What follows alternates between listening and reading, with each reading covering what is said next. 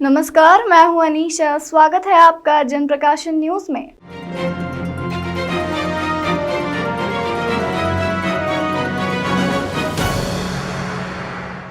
UPSC civil सेवा परीक्षा 2021 का फाइनल रिजल्ट जारी कर दिया गया है।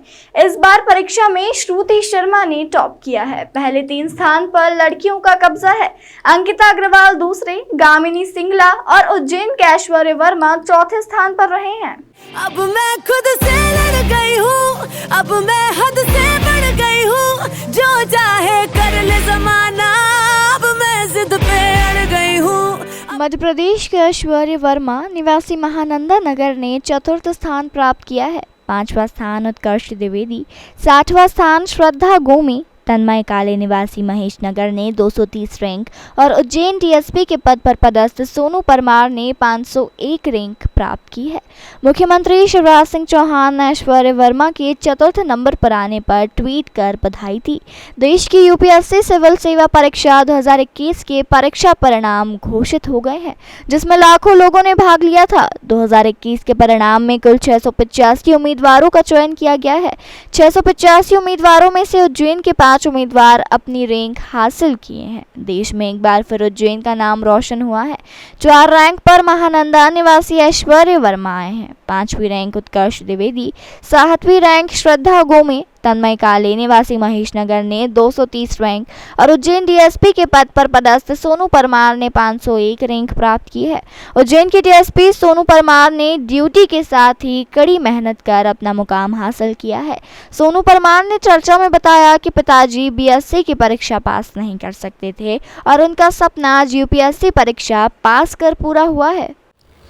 यूपीएससी एग्ज़ाम 2021 के परिणाम आज घोषित हुए हैं और उज्जैन के 6 प्रतिभागियों ने भी यहां पर बाजी मारी है। उज्जैन के डीएसपी सोनू परमार मैडम हमारे साथ में हैं, उनसे चर्चा करते हैं किस प्रकार से उन्होंने डीएसपी की पद पर नौकरी के साथ साथ अपनी इस रैंक को हासिल किया है। मैडम, किस तरह की मेहनत करना पड़ी इसमें?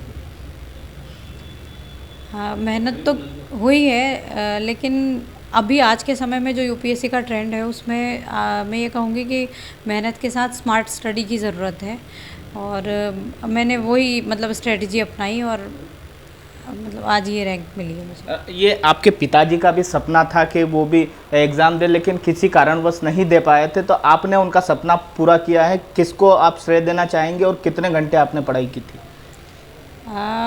इस एग्ज़ाम को क्लियर करने का श्रेय सभी लोग इसमें भागीदार हैं, चाहे मेरे वरिष्ठ अधिकारी हों जिनका एक सकारात्मक मुझे उन्होंने वातावरण दिया, चाहे मेरे पेरेंट्स हों, माता पिता जिन्होंने मेरी परवरिश इस ढंग की और मेरे हमेशा सकारात्मक मानसिकता से मैं रहूँ इस तरह का, और चाहे मेरे सास ससुर हों जिनने मुझे कभी आगे बढ़ने से नहीं रोका, चाहे मेरे हस्बैंड हो, हमेशा सपोर्ट किया, हमेशा जब मैं डिमोटिवेट होती तो उन्होंने मुझे मोटिवेट किया, चाहे मेरी बहनें हों, चाहे मेरा 6.5-7 साल का बेटा हो। तो श्रेय तो सभी को जाता है क्योंकि ये मेरी अकेली की मेहनत नहीं है, सभी लोगों की मेहनत है। और कितने घंटे पढ़ती थी यूपीएससी के एग्ज़ाम में, अब कितने घंटे पढ़ना ये मायने नहीं रखता, आप क्या पढ़ते हैं, उसका कैसा एनालिसिस करते हैं और उसको कैसे एग्ज़ाम में यूज़ करते हैं, वो बहुत इम्पॉर्टेंट है। अभी जो आने वाले बच्चे इसकी तैयारियां कर रहे हैं उनको क्या समझाइश देना चाहेंगे आप? पहली तो ये कि आप सिलेबस को देखिए, सिलेबस क्या कहता है, प्रीवियस ईयर्स के क्वेश्चन पेपर देखिए और प्रैक्टिस कीजिए जिस मोड में एग्ज़ाम है। अगर ऑब्जेक्टिव जैसे प्रीलिम्स ऑब्जेक्टिव होता है तो आप ऑब्जेक्टिव्स की बहुत प्रैक्टिस कीजिए, जब मेंस है तो रिटर्न है तो आपको रिटर्न प्रैक्टिस करनी है। आपने अपनी डीएसपी की जो एक नौकरी थी उसके साथ में ही ये पढ़ाई की है, तो कहीं ना कहीं आपको 24 घंटे ड्यूटी करना पड़ती है, आपके घर में बेटा भी है, कहीं ना कहीं जिम्मेदारियों के साथ में आप ये रैंक हासिल कर पाई है, तो कितनी जिम्मेदारियों से आपने ये रैंक हासिल की है?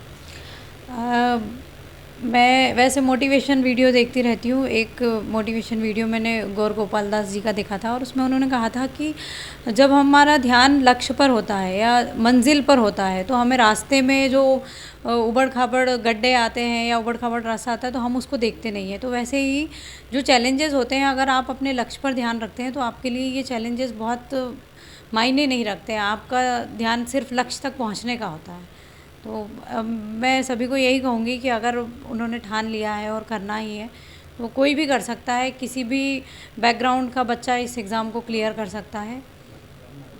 तो कहीं ना कहीं लक्ष्य बनाना होता है और लक्ष्य को हासिल करने के लिए सिर्फ लक्ष्य पे ध्यान देना होता है, तभी आप उस रैंक को हासिल कर पाते हैं। उज्जैन के डीएसपी सोनू परमार ने भी इसी तरह अपना लक्ष्य साधा और उस लक्ष्य तक पहुंच चुकी है। उज्जैन से जनप्रकाशन न्यूज़ के लिए अमृत बेंडवाल की रिपोर्ट।